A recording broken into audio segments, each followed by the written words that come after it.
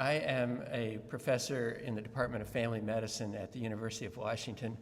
I've been a family physician all my professional life. I started out in rural practice, eventually ended up in teaching and residency programs. I've been out in Seattle for 19 years and have tried to inspire physicians and students to go into careers that will serve those who are less fortunate than we are and who are in great need for health care. Roger asked me to share something that happened in terms of an adventure in faith in my family. Now, one of my more dangerous pursuits in the Pacific Northwest is that I climb mountains and have yearly taken a fairly significant mountain climbing adventure. And one thing I've learned about the word adventure is that that implies unexpectedness. Sometimes a day without adventure is a wonderful thing.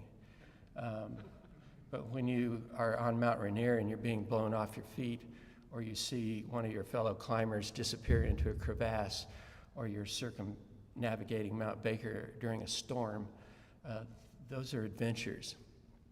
And I think our faith adventure can be like that as well. And our adventure started probably about 8 years ago. And my son had graduated. I have two sons, had two sons. And my son had graduated from the University of Washington. He had just taken a job as a youth pastor at our church. He was engaged to be married. And we were driving in my car. And he asked me one day, "Dad, is it normal if you get I'm getting some tingling in my fingers. And sometimes it's difficult to form the words after that happens. Is that normal?" And I said, "No, that doesn't sound good at all to me. You ought to go see your doctor."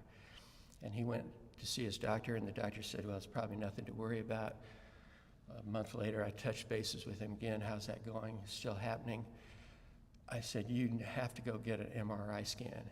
So you just tell him your dad insisted upon it. And he went and got the MRI scan, and his doctor was out of town, and he was anxious for the results.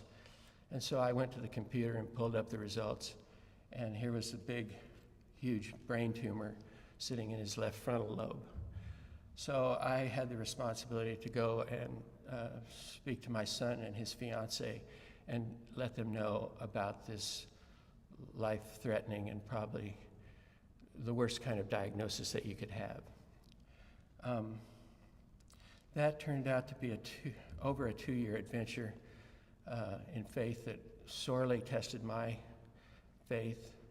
But the inspiring thing was our son, Jonathan, was a real believer. And his faith gave him the courage that it took to get through this illness. He died 2 years after that. But his faith was never wavering. He knew that he was going to be with the Lord. It demonstrated, it gave him the courage to deal with this problem, and it gave him the hope in light of an overwhelmingly poor prognosis. He was able to continue to work with the youth group at our church for a period of time and was inspiring in their lives. He turned that into a witness for others. One of the ways he did that was that he was a graphic artist. And so he had to get chemotherapy on a regular basis. He got brain surgery, and he got chemotherapy, and he got radiation. And so he designed a tattoo in the shape of a cross with the crown of thorns and put it right there where they had to start the IV. And whenever they had to start the IV, it would give him an opportunity to talk about what that symbol meant. So Jonathan was a real inspiration to us in an adventure of faith. And I look back at what faith can be to a person like Jonathan, and it's a real inspiration to all of us. He said the only thing that he really regretted about having this tumor, which eventually killed him, was that he loved Dave Matthews, and he wasn't sure that they were going to have Dave Matthews in heaven. but he knew that he was going to be dancing with Jesus, and I believe that he is today. I never really saw any positive thing out of that whole business. Now, there have been some things that have happened afterwards, but I felt like the tumor was completely evil.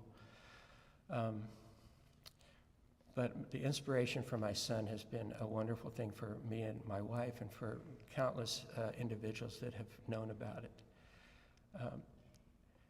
An interesting thing happened. My son and his wife always wanted to have children.